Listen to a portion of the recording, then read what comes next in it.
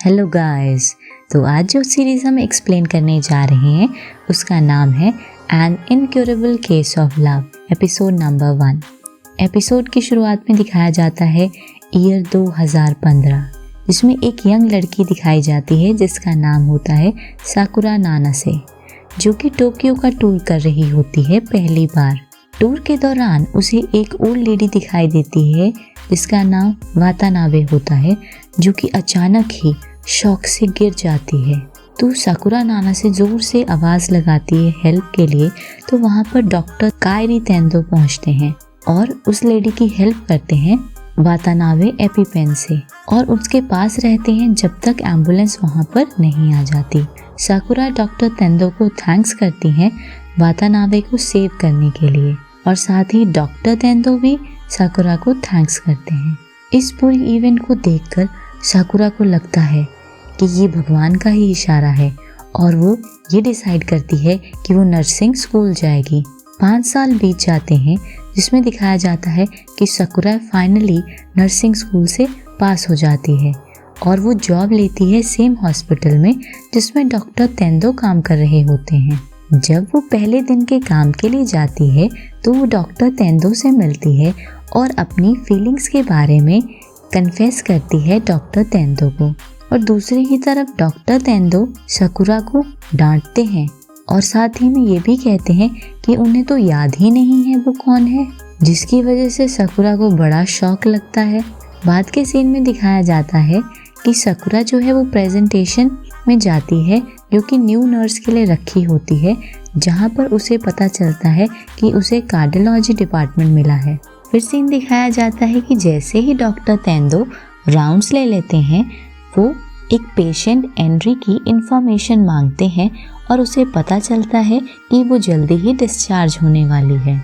साकुरा और एक नई नर्स को इंट्रोड्यूस किया जाता है हेड नर्स के साथ और साथ ही में उनके एसोसिएट के साथ।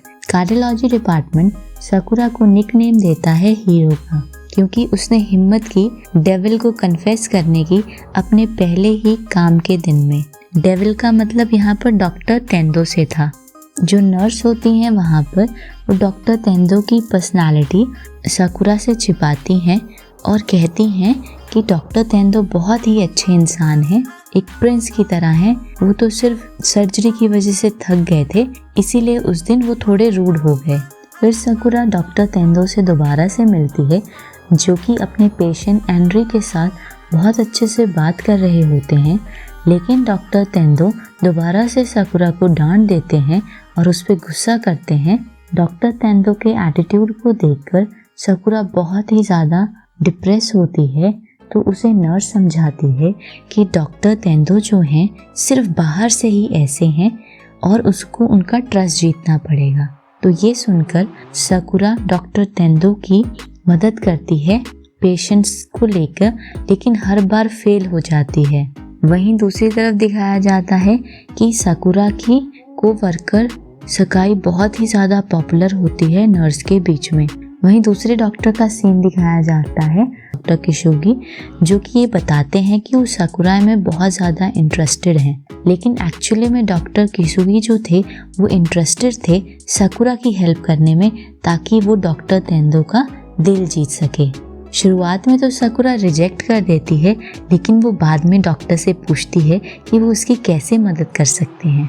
तो ये पता चलता है कि डॉक्टर तेंदो को मीठा खाना बहुत पसंद है। तो डॉक्टर किशुगी साकुरा के साथ एक प्लान बनाते हैं जो कि ऑपरेशन स्वीट टूथ नाम रखते हैं जिसका वो, और साकुरा को हेल्प करते हैं कि वो डॉक्टर तेंदो के करीब जा सके।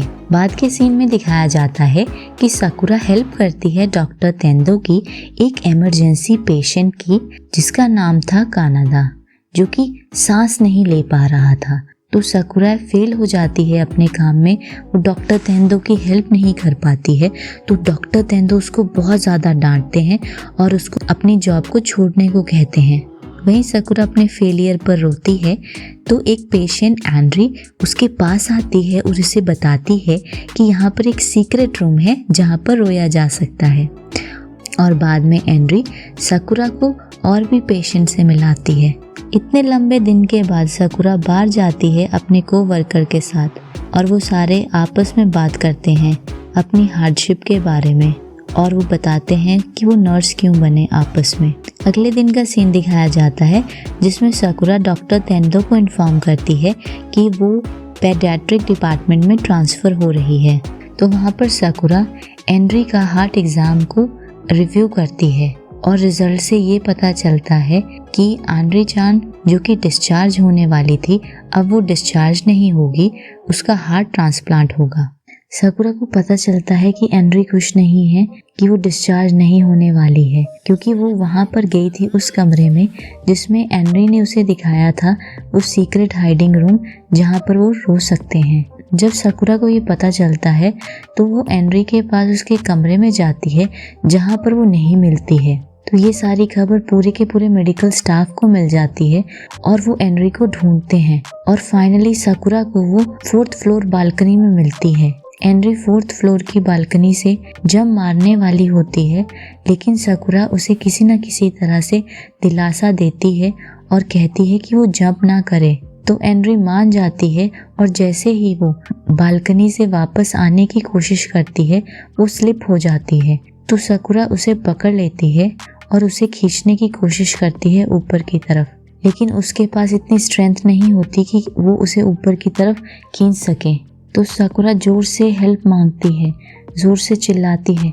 तो वहीं डॉक्टर तेंदो आ जाते हैं और एनरी को बचा लेते हैं।